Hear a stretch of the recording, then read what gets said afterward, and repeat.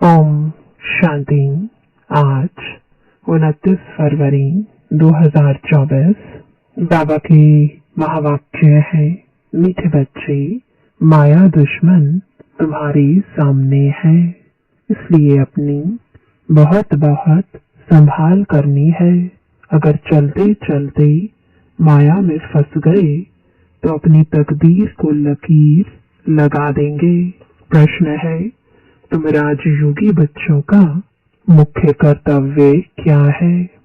उत्तर है, पढ़ना और पढ़ाना। यही तुम्हारा मुख्य कर्तव्य है। तुम हो ईश्वरीय मत पर। तुम्हें कोई जंगल में नहीं जाना है। घर गृहस्थ में रहते शांति में बैठ बाप को याद करना है। अल्फ और बे, इन्हीं दो शब्दों में तुम्हारी सारी पढ़ाई आ जाती है। ओम शांति। बाप भी ब्रह्मा द्वारा कह सकते हैं कि बच्चों गुड मॉर्निंग, परंतु फिर बच्चों को भी रिस्पॉन्ड देना पड़े। यहाँ है ही बाप और बच्चों का कनेक्शन। नए जो है जब तक पक्के हो जाएं, कुछ न कुछ पूछते रहेंगे। यह तो पढ़ाई है। भगवानुवाच भी लिखा है, भगवान है निराकार। यह बाबा अच्छी रीति पक्का कराते हैं, किसको भी समझाने के लिए, क्योंकि उस तरफ है माया का जोर। यहाँ तो वह बात नहीं है। बाप तो समझते हैं जिन्होंने कल्प पहले वर्षा लिया है वह आप ही आ जाएंगे। ऐसे नहीं कि फलाना चला ना जाए, इनको पकड़े। चला जाए तो चला जाए। यहाँ तो जीते जी मरने की बात है। बाप एडॉप्ट करते हैं, एडॉप्ट किया ही जाता है कुछ वर्षा देने के लिए। बच्चे माँ बाप के पास आते ही हैं वर्षे की लालच पर। साहूकार का बच्चा कभी गरीब के पास एडॉप्ट होगा क्या? इतना धन दौलत आदि सब छोड़ कैसे जाएंगे? एडॉप्ट करते हैं साहूकार। अभी तुम जानते हो बाबा हमको स्वर्ग की बादशाही देते हैं, क्यों ना उनका बनेंगे। हर एक बात में लालच तो रहती है। जितना बहुत पढ़ेंगे उतनी बड़ी लालच होगी। तुम भी जानते हो बाप ने हमको एडॉप्ट किया है बेहद का वर्षा देने। बाप भी कहते हैं तुम सबको हम फिर से 5000 वर्ष पहले मुआफिक एडॉप्ट करते हैं। तुम भी कहते हो बाबा हम आपके हैं, 5000 वर्ष पहले भी आपके बने थे। तुम प्रैक्टिकल में कितने ब्रह्मा कुमार कुमारियां हो। प्रजापिता भी तो नामी ग्रामी है। जब तक शूद्र से ब्राह्मण न बने तो देवता बन ना सके। तुम बच्चों की बुद्धि में अब यह चक्र फिरता रहता है। हम शूद्र थे, अभी ब्राह्मण बने हैं, फिर देवता बनना है। सतयुग में हम राज्य करेंगे तो इस पुरानी दुनिया का विनाश जरूर होना है। पूरा निश्चय नहीं बैठता है तो फिर चले जाते हैं। कई कच्चे हैं जो गिर जाते हैं। यह भी ड्रामा में नोंद है। माया दुश्मन सामने खड़ी है तो वह अपनी तरफ खींच लेती है। बाप घड़ी घड़ी पक्का कराते हैं माया में फंस नहीं पड़ना, नहीं तो अपनी तकदीर को लकीर लगा देंगे। बाप ही पूछ सकते हैं कि आगे कब मिले हो, और कोई को पूछने का अक्ल आएगा ही नहीं। बाप कहते हैं मुझे भी फिर से गीता सुनाने आना पड़े, आकर रावण की जेल से छुड़ाना पड़े। बेहद का बाप बेहद की बात समझाते हैं। अभी रावण का राज्य है पतित राज्य है, जो आधा कल्प से शुरू हुआ है। रावण को 10 शीश दिखाते हैं, विष्णु को 4 भुजा दिखाते हैं। ऐसे कोई मनुष्य होता नहीं। यह तो प्रवृत्ति मार्ग दिखाया जाता है। यह है एम ऑब्जेक्ट, विष्णु द्वारा पालना। विष्णुपुरी को कृष्णपुरी भी कहते हैं। श्री कृष्ण को तो 2 बाहें ही दिखाएंगे ना। मनुष्य तो कुछ भी समझते नहीं है। बाप हर एक बात समझाते हैं। वह सब है भक्ति मार्ग। अभी तुमको ज्ञान है। तुम्हारी एम ऑब्जेक्ट है ही नर से नारायण बनने की। यह गीता पाठशाला है ही जीवन मुक्ति प्राप्त करने के लिए। ब्राह्मण तो जरूर चाहिए। यह है रुद्र ज्ञान यज्ञ। शिव को रुद्र भी कहते हैं। अब बाप पूछते हैं, ज्ञान यज्ञ श्री कृष्ण का है या शिव का है? शिव को परमात्मा ही कहते हैं, शंकर को देवता कहते हैं। उन्होंने फिर शिव और शंकर को इकट्ठा कर दिया है। अब बाप कहते हैं, हमने इनमें प्रवेश किया है। तुम बच्चे कहते हो बाप दादा, वह कहते हैं शिव शंकर। ज्ञान सागर तुम है ही एक। अभी तुम जानते हो ब्रह्मा सुविष्णु बनते हैं ज्ञान से। चित्र भी बरोबर बनाते हैं।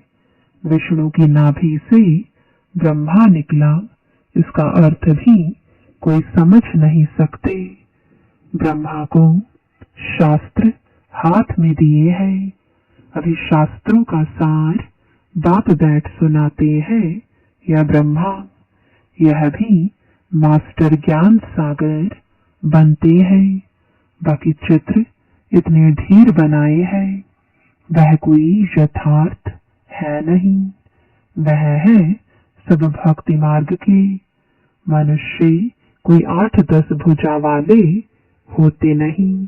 यह तो सिर्फ प्रवृत्ति मार्ग दिखाया है। रावण का भी अर्थ बताया है। आधा कल्प है रावण राज्य रात, आधा कल्प है राम राज्य दिन। बाप हर एक बात समझाते हैं। तुम सब एक बाप के बच्चे हो। बाप ब्रह्मा द्वारा विष्णुपुरी की स्थापना करते हैं और तुमको राजयोग सिखाते हैं। जरूर संगम पर ही राजयोग सिखाएंगे। द्वापर में गीता सुनाई, यह तो रॉन्ग हो जाता है। बाप सच बतलाते हैं। बहुतों को ब्रह्मा का, श्री कृष्ण का साक्षात्कार होता है। ब्रह्मा का सफेद पोश ही दिखाते हैं। शिव बाबा तो है बिंदी। बिंदी का साक्षात्कार हो तो कुछ समझ ना सके। तुम कहते हो हम आत्मा है। अब आत्मा को किसने देखा है? कोई ने नहीं। वह तो बिंदी है। समझ सकते हैं ना? जो जिस भावना से जिसकी पूजा करते हैं उनको वही साक्षात्कार होगा। दूसरा अगर रूप देखे तो मूंछ पड़े। हनुमान की पूजा करेगा तो उनको वही दिखाई पड़ेगा। गणेश के पुजारी को वही दिखाई पड़ेगा। बाप कहते हैं, हमने तुमको इतना धनवान बनाया। हीरे जवाहरों के महल थे। तुमको अनगिनत धन था। तुमने अभी वह सब कहाँ गवाया? अभी तुम कंगाल बन गए हो, भीख मांग रहे हो। बाप तो कह सकते हैं ना, अभी तुम बच्चे समझते हो।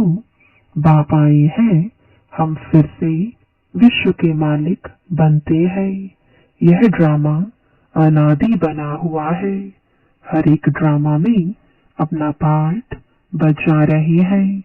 कोई एक शरीर छोड़ जाकर दूसरा लेते हैं। इसमें रोने की क्या बात है? सतयुग में कभी रोते नहीं। अभी तुम मोहजीत बन रहे हो। मोहजीत राजाएं यह लक्ष्मी नारायण आदि है। वहां मोह होता नहीं। बाप अनेक प्रकार की बातें समझाते रहते हैं। बाप है निराकार। मनुष्य तो उसे नाम रूप से न्यारा कह देते हैं, लेकिन नाम रूप से न्यारी कोई चीज थोड़े ही होती है। हे भगवान, ओ गॉड फादर कहते हैं ना, तो नाम रूप है ना। लिंग को शिव परमात्मा, शिव बाबा भी कहते हैं। बाबा तो है ना बरोबर। बाबा के जरूर बच्चे भी होंगे। निराकार को निराकार आत्मा ही बाबा कहती है। मंदिर में जाएंगे तो उनको कहेंगे शिव बाबा, फिर घर में आकर बाप को भी कहते हैं बाबा। अर्थ तो समझते नहीं। हम उनको शिव बाबा क्यों कहते हैं? बाप बड़े से बड़ी पढ़ाई 2 अक्षर में पढ़ाते हैं, अल्फ और बे। अल्फ को याद करो तो बे बादशाही तुम्हारी है। यह बड़ा भारी इम्तिहान है। मनुष्य बड़ा इम्तिहान पास करते हैं तो पहले वाली पढ़ाई कोई याद थोड़ी ही रहती है। पढ़ते पढ़ते आखिरी तंत यानी सार बुद्धि में आ जाता है। यह भी ऐसे है, तुम पढ़ते आए हो। अंत में फिर बाप कहते हैं मन मना भव, तो देह का अभिमान टूट जाएगा। यह मन मना भव की आदत पड़ी होगी तो पिछाड़ी में भी बाप और वर्षा याद आएगा। मुख्य है ही यह, कितना सहज है। उस पढ़ाई में भी अभी तो पता नहीं क्या क्या पढ़ते हैं। जैसे राजा वैसा वह अपनी रस्म चलाते हैं। आगे मण, शेर, पाव का हिसाब चलता था। अभी तो किलो आदि क्या क्या निकल पड़ा है। कितने अलग अलग प्रांत हो गए हैं। दिल्ली में जो चीज 1 रुपया शेर बॉम्बे में मिलेगी 2 रुपया शेर, क्योंकि प्रांत अलग अलग है। हर एक समझते हैं हम अपने प्रांत को भूख थोड़े ही मारेंगे। कितने झगड़े आदि होते हैं, कितना रोला है।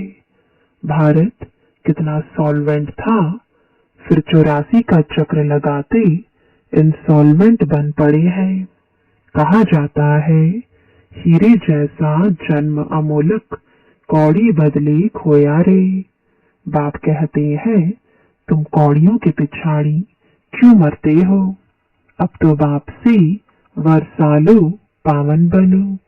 बुलाते भी हो हे पतित पावन आओ, पावन बनाओ।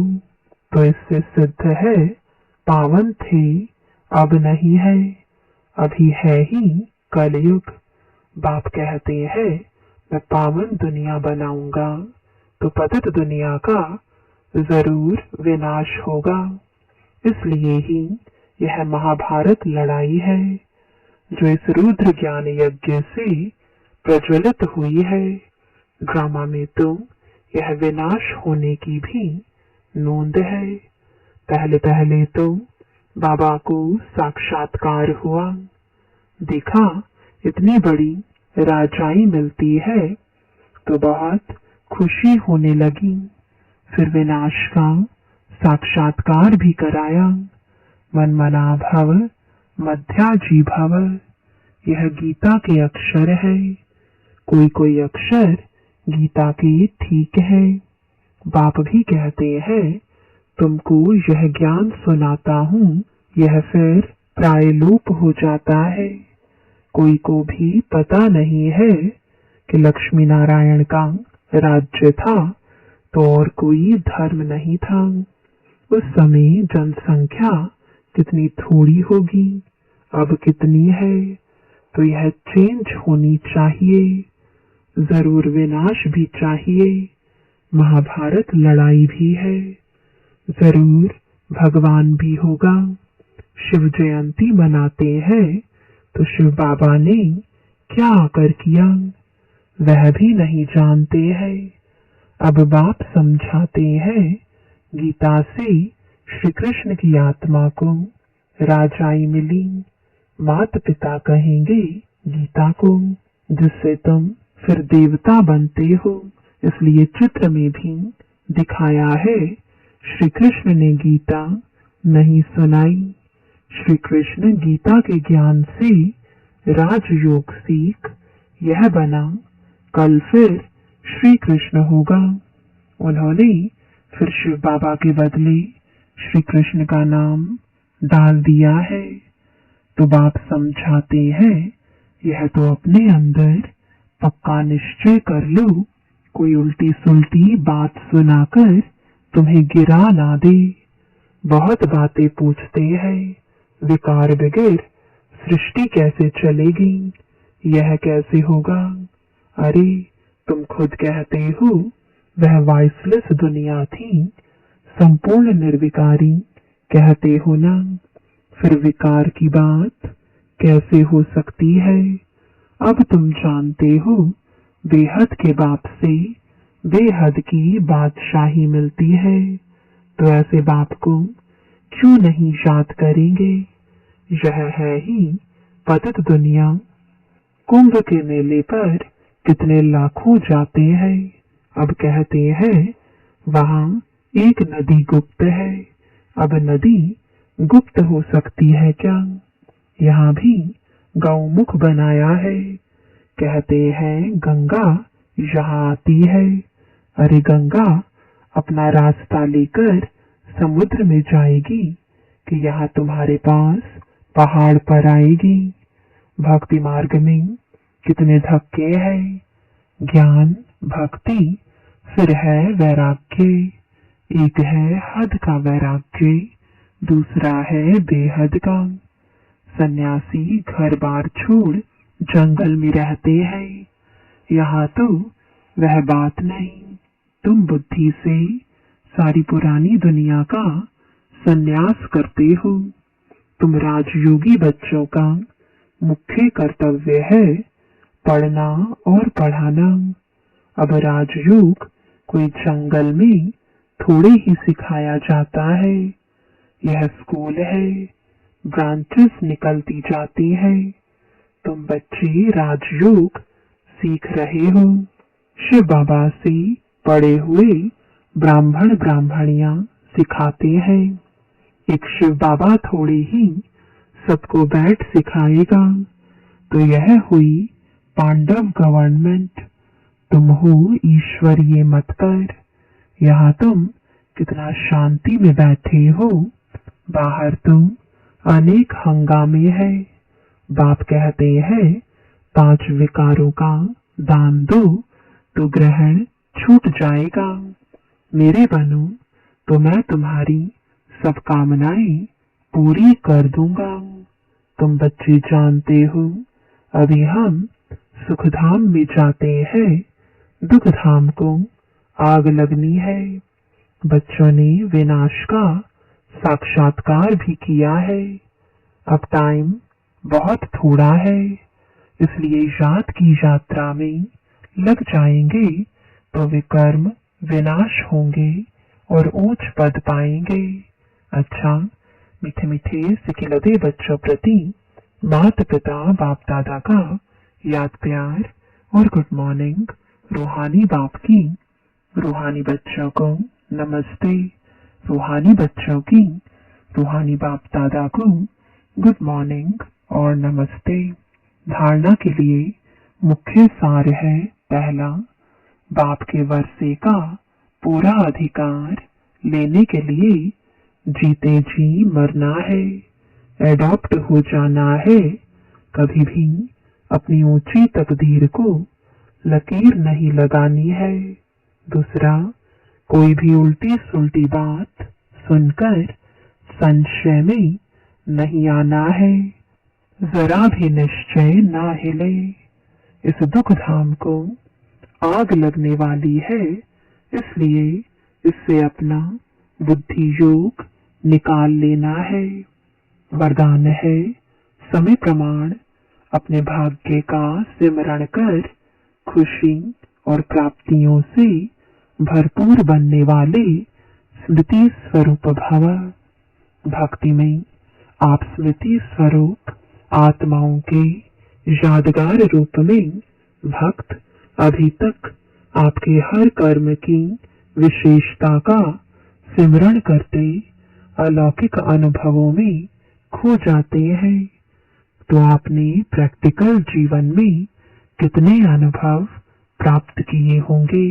सिर्फ जैसा समय, जैसा कर्म, वैसे स्वरूप की स्मृति इमर्ज रूप में अनुभव करो तो बहुत विचित्र खुशी, विचित्र प्राप्तियों का भंडार बन जाएंगे और दिल से यही अनहद गीत निकलेगा कि पाना था सो पा लिया।